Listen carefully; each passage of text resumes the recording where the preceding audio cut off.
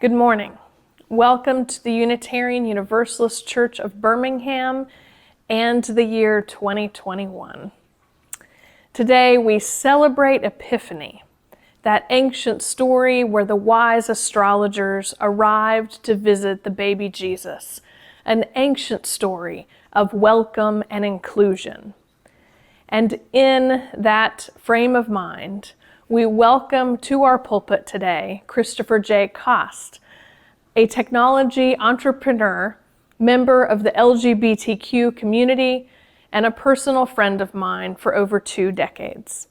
Today he will speak to you about welcome and inclusion from his point of view. To all who are here this morning, welcome home. If you would like to participate or comment on our service, especially during sharing of joys and concerns, please use the chat feature in YouTube. Please check this morning's announcements.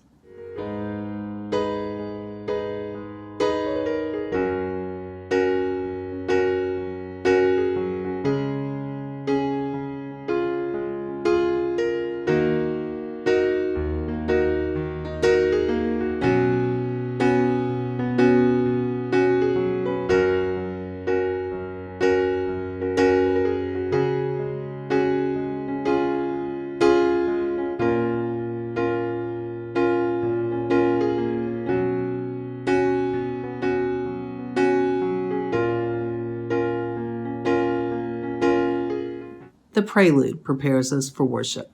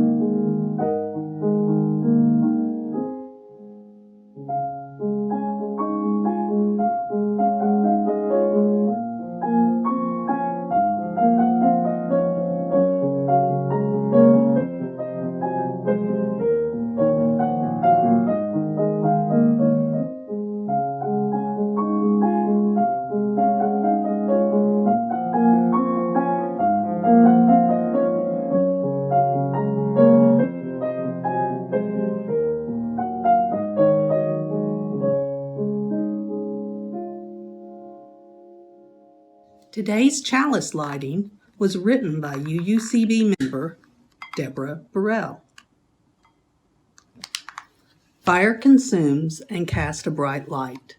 May our chalice flame consume our regrets for the past, our fears about the future, and worries about today.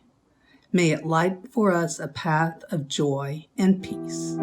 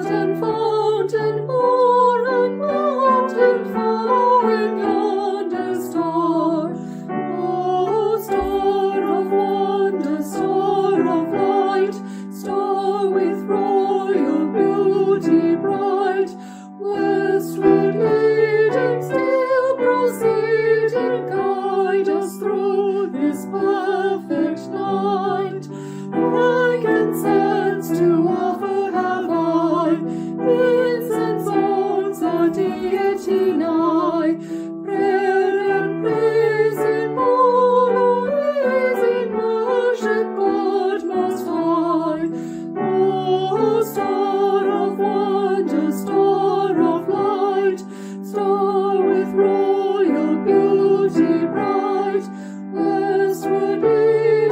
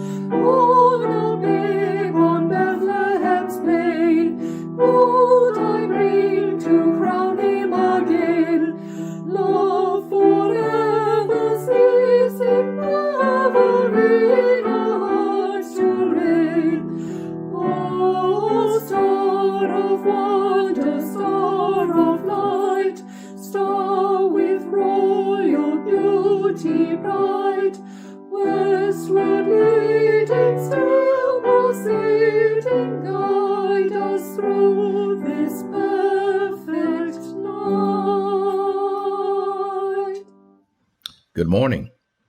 Our church is supported by those who call our church home and by those who support the efforts of our church to change our world for the better. We share our cash plate every Sunday with organizations whose work reflect UU values to care for marginalized persons, advocate for real and systemic change, defend our environment, and promote justice and equity for all. This month's Share the Plate recipient is Alabama Arise, a statewide nonprofit, nonpartisan coalition of congregations, organizations, and individuals united in their belief that people in poverty are suffering because of state policy decisions.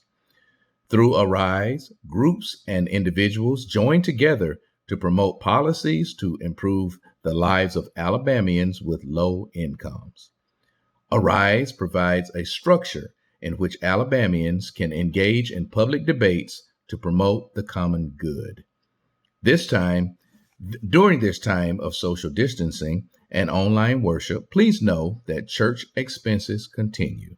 Therefore, we very much appreciate your continuing to pay your pledge or offer your donation by either mailing a check to the church office or using PayPal or Venmo. Our Venmo account is at UUCBHAM. Please designate whether your offering is for UUCB or Alabama Arise. Thank you for your generous support of our church and our Share the Plate recipient. May we give in love and in hope.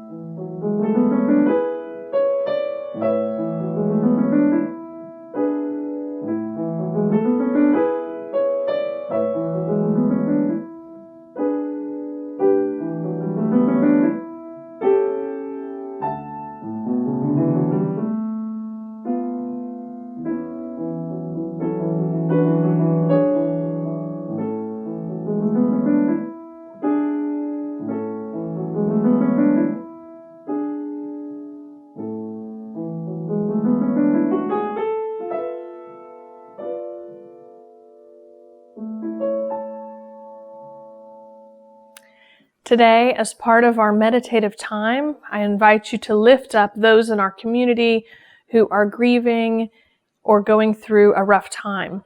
We especially lift up Mary House Kessler, who lost her partner of 22 years, Pat, right before Christmas.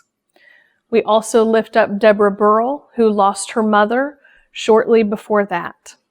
We continue to lift up Sandra Smith, who is sitting vigil with her mother, Carolyn, as she is in the final stages of life. We continue to lift up all of these folks and hold them close in our hearts. We celebrate this new year and all of the hope and possibility it brings.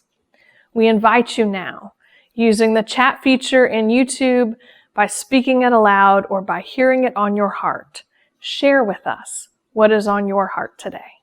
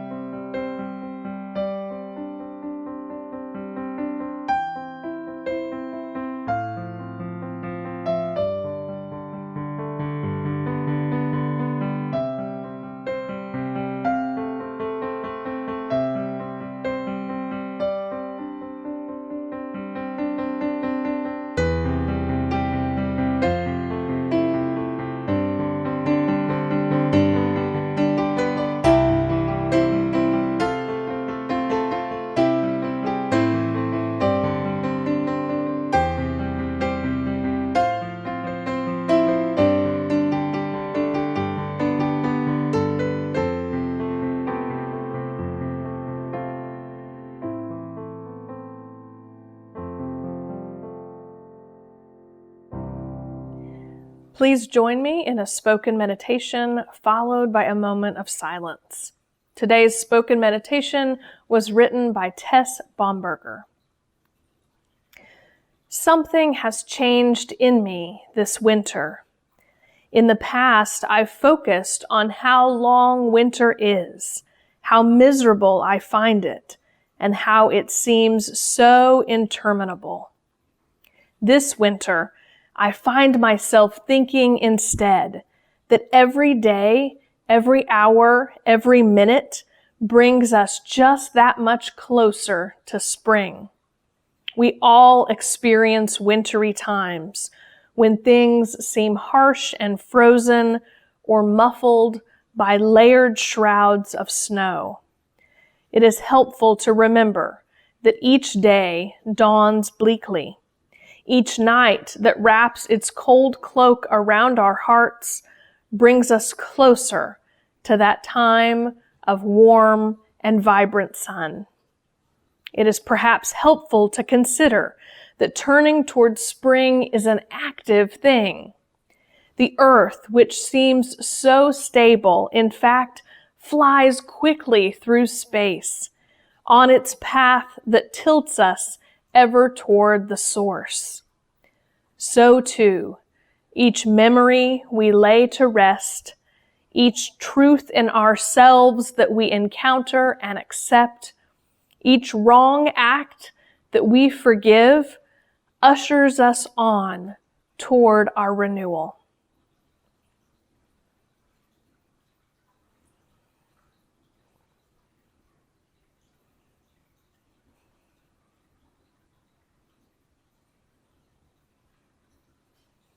Amen and blessed be. Will the children please come forward? Good morning. I hope you guys had a wonderful holiday and a happy new year. And I can't wait to see you again in person. I don't know when that will happen, but I do know that when we do meet in person again, hopefully we'll have lots of visitors and new people to welcome.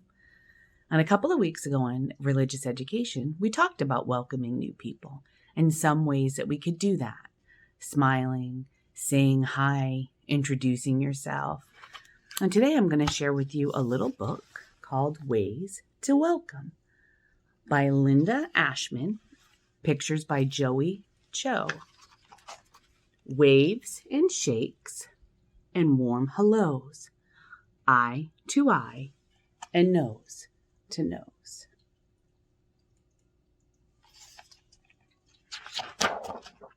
Soothing words and expert guide. Someone's asking for directions in a new school. Always helpful if someone asks you for directions to help them if you know the way. Step by step and side by side.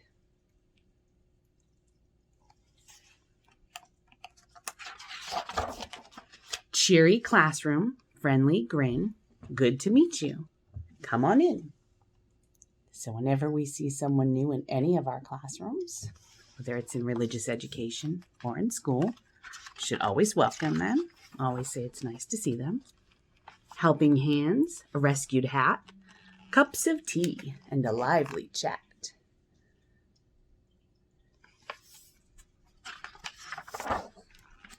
A work of art, a small bouquet, an invitation. Hey, let's play. I know many of you have been doing online invitations and playing games together and meeting over Zoom. So that's excellent. A book-filled room, a song, a rhyme. Have a seat. It's story time. You can also read stories to each other over Zoom. A sniff, a pat, a gentle hug, a comfy bed that's safe and snug. I don't know if anybody got some new pets over the holiday. Always nice to welcome a new pet into your home. A homemade sign, excited cheers, a special gift in happy tears. Just think, when we all travel again, can make each other signs. Blooms to buzz, a splashy bath, starter homes on a shady path.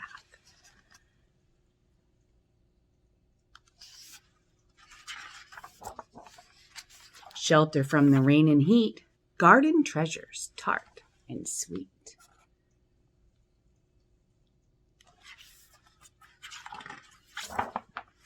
An offering, a smiling face that lights an unfamiliar place. And that is some really great advice. If you don't know what else to do, maybe you just smile at them.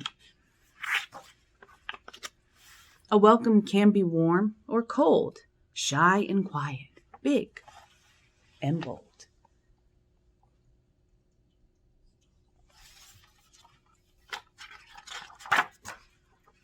Meant for someone new and small, or not so very new and very tall.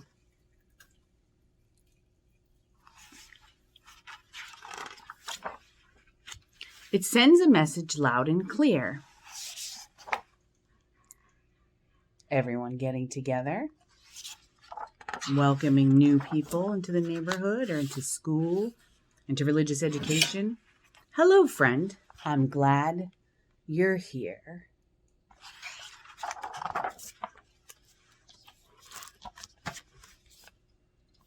If you can think of any other ways to welcome, I would love for you to message them to me or send them to me on Facebook. And I can't wait till we can welcome each other again. Thank you so much. Join me in singing our song.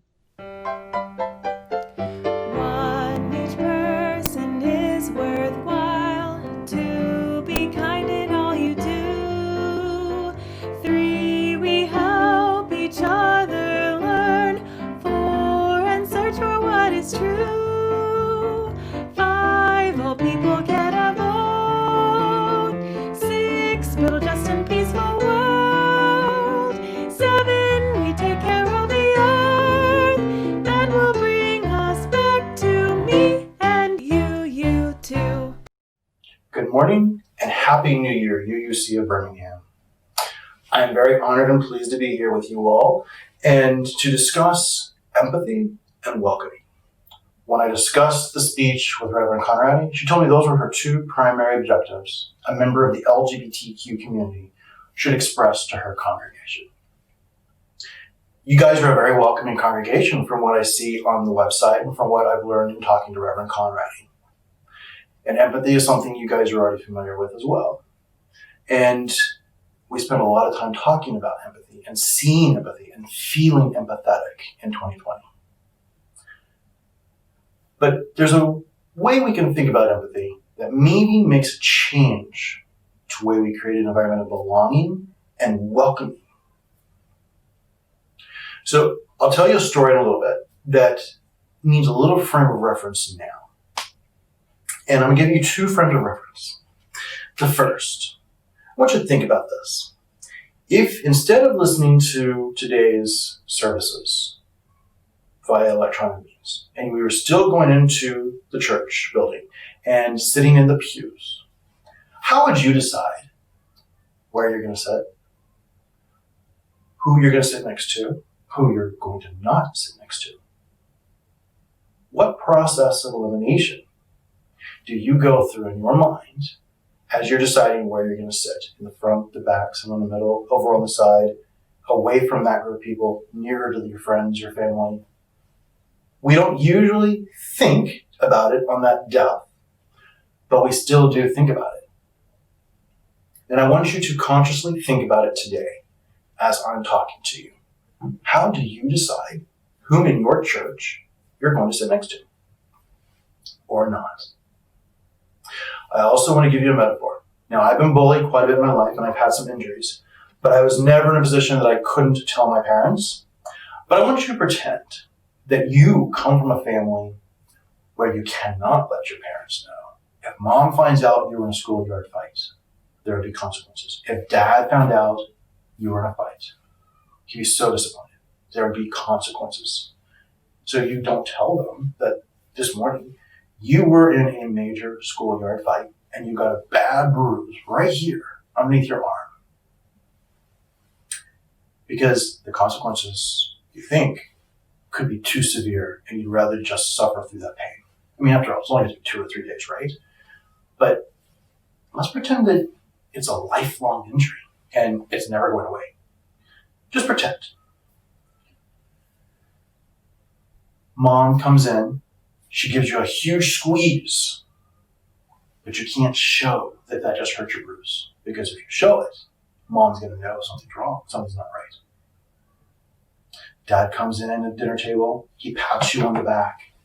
As he does, it causes a little bit of pain here in the bruise, but you can't show it. Because if you show it, Mom or Dad are going to know that you've been in a schoolyard fight. Brother, sister, cousins, they come running in, they bump your chair, push you against the table. Again, that bruise gets a little bit of discomfort, but you can't show it. Because if you show it, somebody's going to know something's not right, something's not normal. How do you feel having to hide that?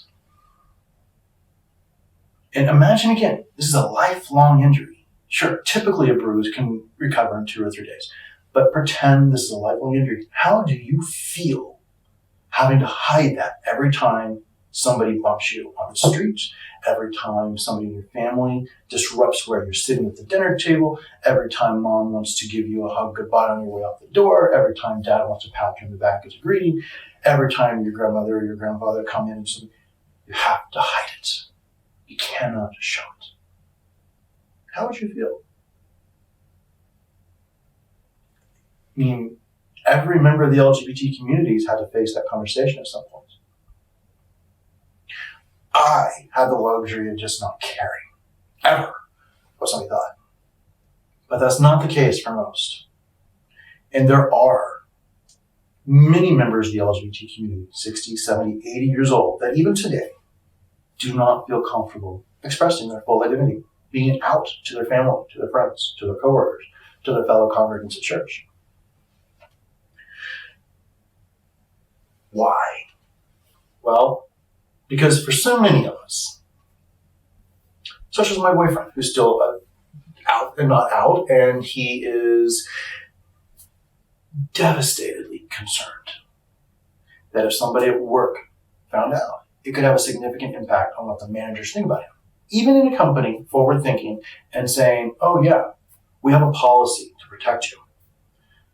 That policy cannot protect them in every second of their interaction. And oftentimes it is every second of interaction that is of concern. Many children have been kicked out by their parents, completely disowned by their parents, simply because they like somebody of the same sex.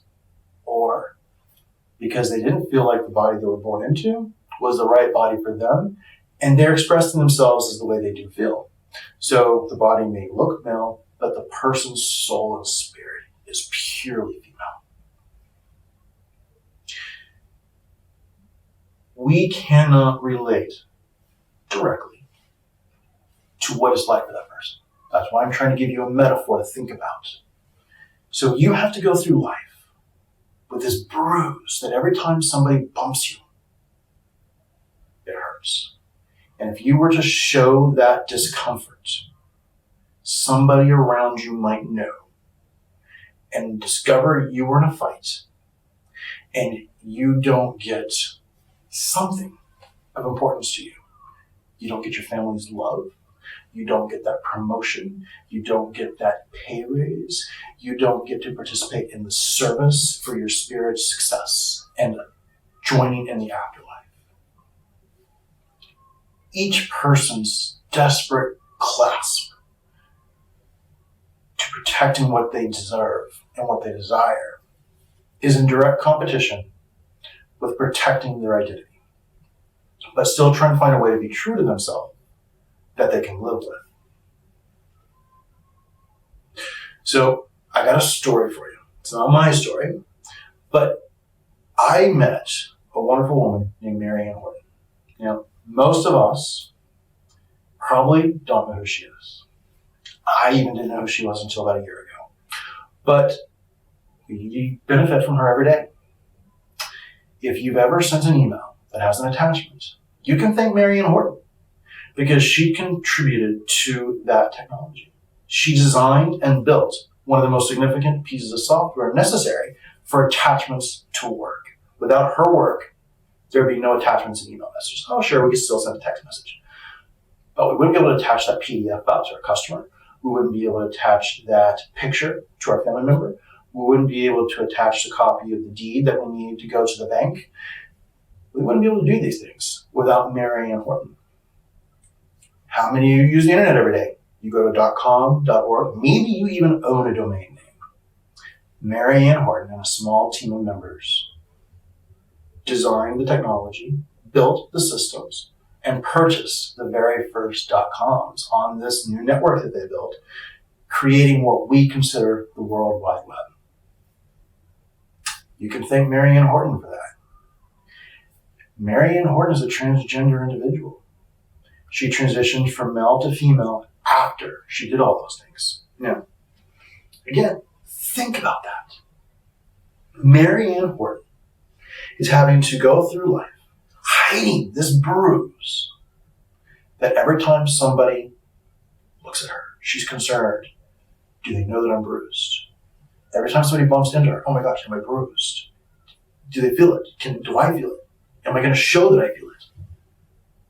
Every time somebody comes into her cubicle, every time somebody comes into this data center where she's working, every time somebody interacts with her, she's having to consciously put energy into hiding this bruise and not responding to the pain caused when somebody touches it or causes her to move in a certain way.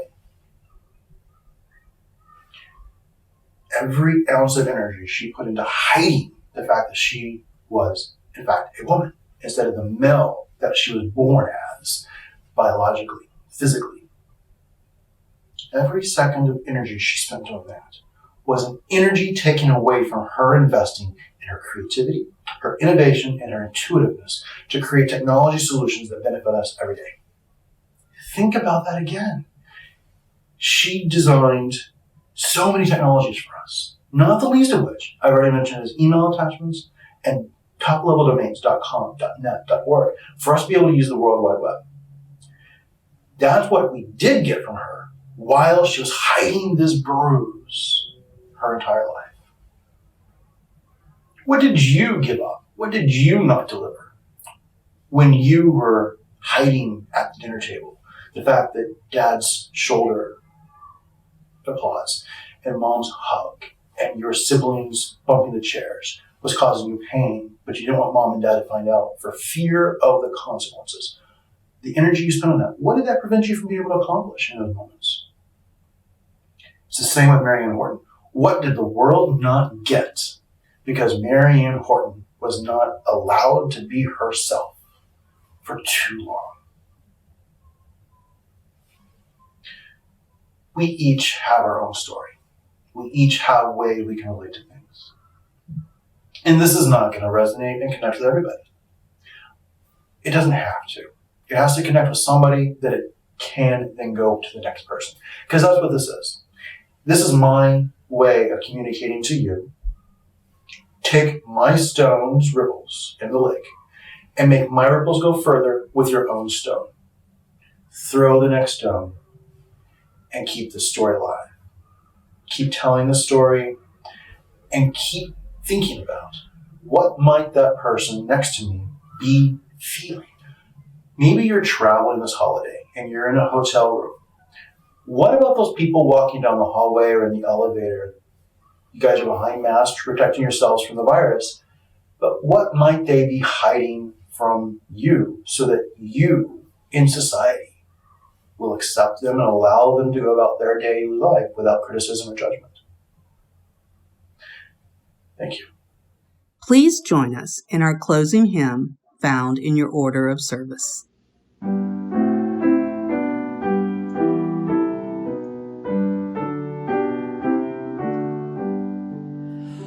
Where is our holy church? Where St. Mass unite? As equal persons in the search for beauty, truth, and right. Where is our holy rite?